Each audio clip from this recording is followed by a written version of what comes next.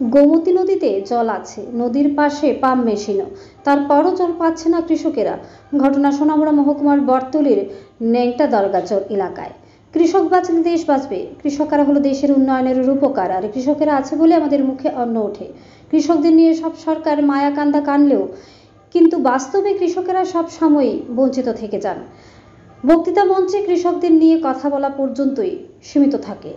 বাস্তবে তাদের সমস্যা আর দূর করার সম্ভব হয় না। সম্প্রতি দেখা গেল সোনামুড়া মহকুমার মেলাঘর থেকে সোনামুড়া মূল সড়কের সঙ্গে বটতলীর ন্যাংটা দরগার বিরাট চর রয়েছে। এই চরে কৃষকেরা 12 মাস সবজি চাষ করেন, আর এই সবজি চাষ করে কৃষকদের পরিবার কোনো রকমে বেঁচে থাকে। কিন্তু গত 20 দিন ধরে চরে কৃষকদের জমিতে জল দেওয়ার জন্য যে পাম্প মেশিনটি রয়েছে, বিদ্যুৎ সমস্যার কারণে পাম্প মেশিনটি থেকে কৃষকেরা তাদের জমিতে জল দিতে পারছে না, যার ফলে তাদের ফসলগুলো প্রচণ্ড প্রখর রোদে মরে যাচ্ছে। বিশেষ করে শসা, মরিচ, ঝিঙে, বিভিন্ন ধরনের সবজি গাছগুলো মরে লাল হয়ে রয়েছে। কিছু কিছু কৃষক দমকল ভাড়া এনে কৃষিক্ষেতে জল দিয়ে ফসলগুলো কোনো রকমে রক্ষা করছেন। তবে এ বিষয়ে স্থানীয় কৃষি দপ্তর বা প্রশাসনের কোনো হেলদোল নেই। সাংবাদিকদের কাছে পেয়ে কৃষকেরা তাদের দুঃখের কথা তুলে ধরেন। কেউ বলেন বন্ধন থেকে, আবার কেউ বলেন সুদে টাকা এনে কৃষি জমিতে কাজ করছেন। আগামী দিনে তাদের মরা ছাড়ার কোনো উপায় থাকবে না, এমনটাই বললেন কৃষকেরা। তাদের দাবি অবিলম্বে যাতে পাম্প মেশিনটি ঠিকঠাক করে জলের ব্যবস্থা করে দেওয়া হয় কৃষিকাজে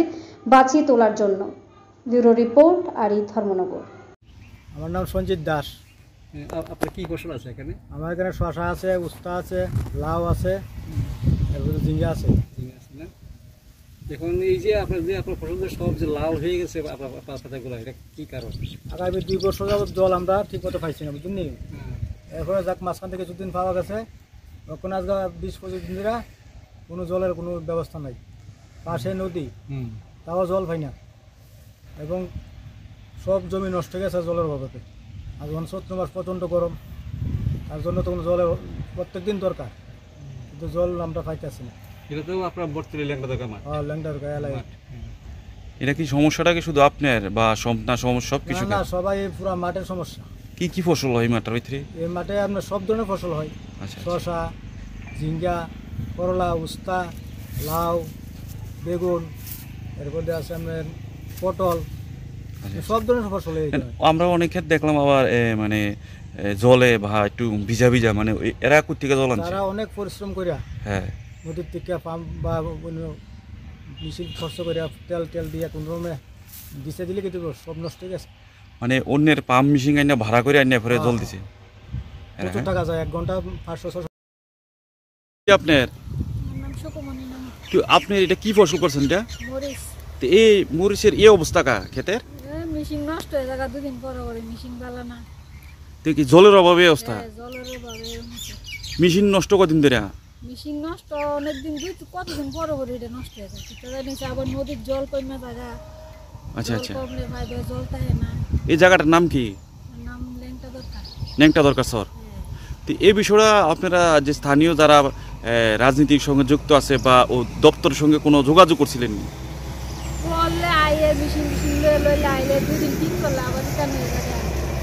আপনারা কি কৃষির উপর নির্ভরশীল? এই ক্ষেত্রে কত টাকা খরচ হয়েছে এই পর্যন্ত? আচ্ছা আচ্ছা, আর এমনি কোনো 2 ফসল করছি, ফসল হয়েছে না। আচ্ছা, কপির সিজন ওইখান গেছে, ওখানে মরিচও বালা না। শুধু সমস্যা জলের? হ্যাঁ, সমস্যাটা আমরা জলের সমস্যা। ইলেকট্রিক ডিপার্টমেন্টে গেলে এমআই দোষ, এমআই কয় ইলেকট্রিক দোষ, মানে আমরা কৃষক মানে মরছি আর কি। আর গত 2 বছর ধরে তো যাক এটা নষ্ট আছিল। গতবার ট্রান্সমিটার ফাল্টা দিছে, ওই দিছে পুরান, এটা কয়েকদিন গেছে পরে এটা আবার পাওয়ার নাই। এটা যে এলাকার তারা কইতেছে যে এটার ভিতরে যে আমরা কারেন্টের দরকার, এটা হইতেছে না। অনেক ওই দেখেন আমরা কী অবস্থা, জমি লাগাইছি সব ফুরিয়ে যেতেছে একবারে খরায়। আজ অনেক দিন ধরে বৃষ্টি নাই, এখন হয়তো 15-20 দিন ধরে এই অবস্থা। তারা যাইলে পরে এমুকের দোষ হেমুকের দোষ, আমরা মনে হচ্ছে আর কি। তারা বয়ে ফেরার তলে বয়ে আরামসে বাতাস খা।